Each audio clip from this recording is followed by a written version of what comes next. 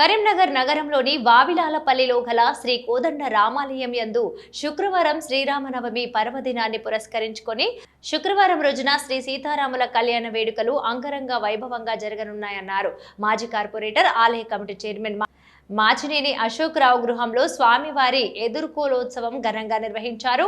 మొదటగా ఆలయం నుండి తీసుకువచ్చిన ఉత్సవ మూర్తులకు అశోక్ రావు కుటుంబ సభ్యులు పూర్ణకుంభ స్వాగతం పలికి వారి గృహంలో ఏర్పాటు చేసినటువంటి ప్రత్యేక కళ్యాణ వేదిక వద్ద శ్రీ సీతా సమేత రాముల వారితో పాటు లక్ష్మణ ఆంజనేయ స్వామి విగ్రహాలను వేదిక పైన ఉంచారు. అనంతరం వేద పండితుల ఆధ్వర్యంలో ఘనంగా ఎదుర్కోలు ఉత్సవాలను నిర్వహించారు.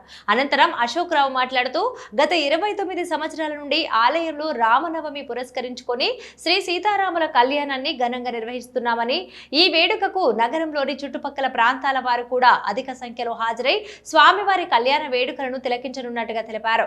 ఇక భక్తులకు ఎలాంటి అసౌకర్యం కలగకుండా అన్ని ఏర్పాట్లు చేస్తామని, స్వామివారి కళ్యాణ అనంతరం అన్నప్రసాద కార్యక్రమాన్ని ఏర్పాటు చేసినట్టు తెలిపారు. ఈ వేడుకలకు భక్తులు అధిక సంఖ్యలో హాజరై స్వామివారి కృపా కటాక్షాలు పొందాలని భక్తులను కోరారు.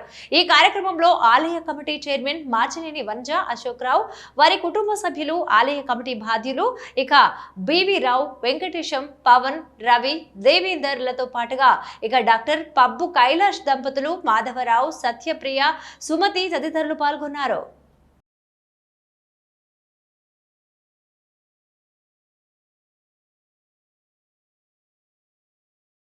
జై శ్రీమన్నారాయణ. 27వ తేదీ జరగబోయే శ్రీరామనవమి సీతారాముల కళ్యాణం సందర్భంగా ఈరోజు ఎదుర్కోల కార్యక్రమం జరుగుతుంది. ఈరోజు మా ఇంటిలో మేచినేని వనజ అశోక్ రావు గారి ఇంటిలో ఎదుర్కోల కార్యక్రమం జరుగుతుంది. మరి సాయంత్రం పబ్బా కైలాస్ గారి ఇంటి లోపల ఒక ఎదుర్కోళ్ళు, తర్వాత రేపు మధ్యాహ్నం 11:30కి కళ్యాణోత్సవం.